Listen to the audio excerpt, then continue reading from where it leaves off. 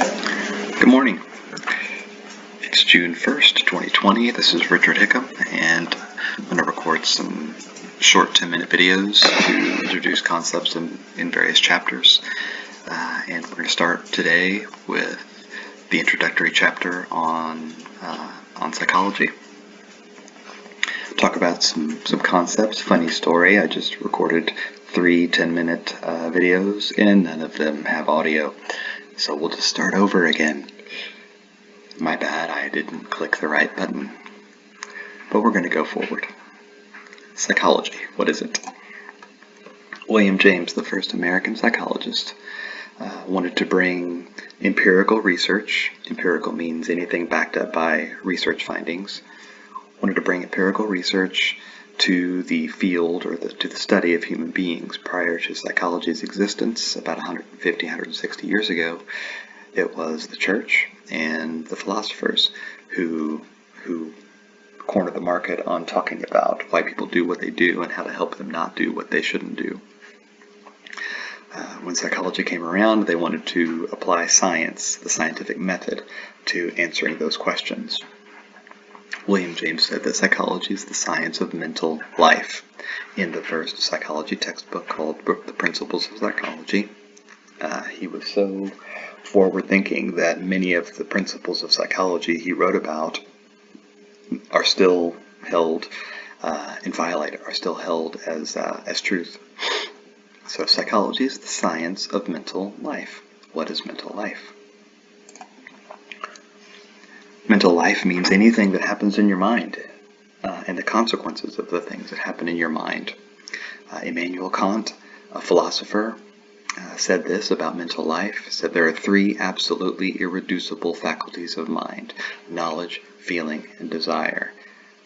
Meaning, when you boil everything down, everything in your mind that goes on can be classified as either knowing stuff, knowledge, feeling stuff, or wanting things, desire. Modern day psychology uses slightly different terms, but applies the same truth. First, we see that psychology, ology, is the study of the psyche.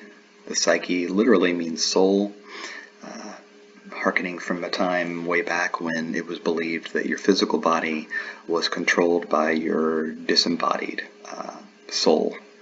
The soul lived in your body in an ethereal, invisible way and pulled the strings, basically, on your behavior.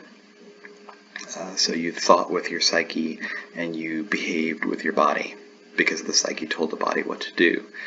They believed the psyche had a house, had a place to live in your body. First it was your liver, way back. Then they believed it was in the heart, which is why we cover our heart when we say the Pledge of Allegiance. When we talk about people breaking our heart, we are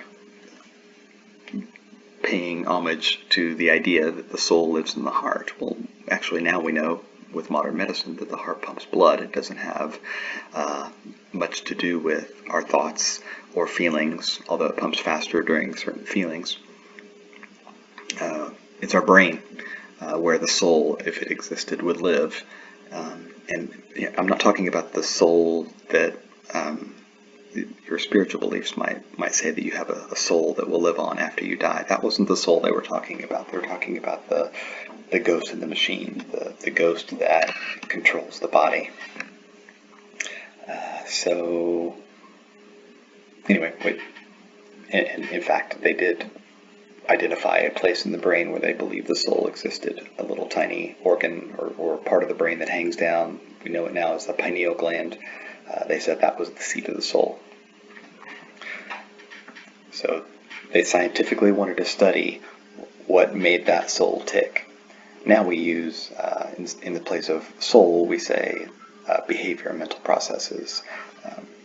That the brain produces thought, emotion, and feeling, and wanting. So psychology is the scientific study of behavior and mental processes. Behavior is easy, it's observable. The little boy pulls the little girl's pigtails, the little girl slaps the boy. That's objective behavior, and I can describe it. I can count how many times it happens. Why did the little boy pull the little girl's pigtails, and why did she slap him back? That's a mental process. And mental processes are categorized in 3 different ways, just like Immanuel Kant did.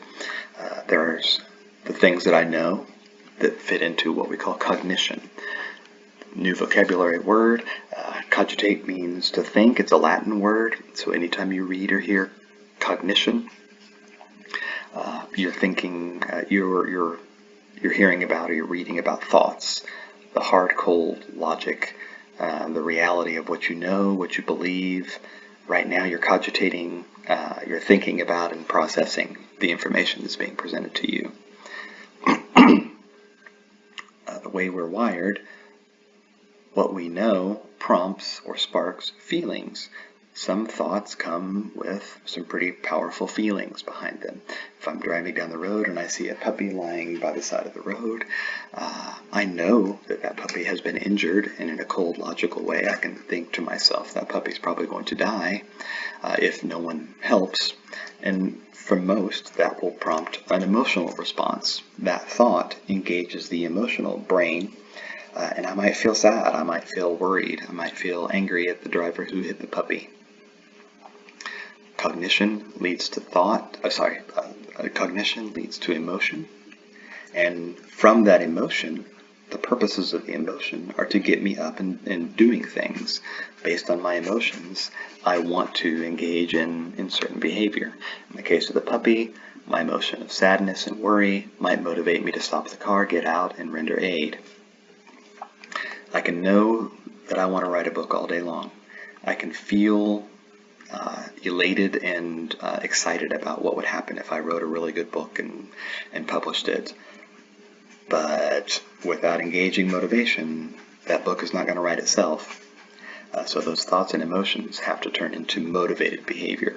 I want to write a book, and therefore I feel driven to engage in that behavior. Psychologists are different than psychiatrists. Psychologists have a 4-year bachelor's degree behind them, and many have a doctoral degree. Some terminated at a master's degree. The program I went to had a terminal master's degree, which means they didn't offer a doctorate. And so you graduated from ACU, Appalachian Christian University, with a master's degree.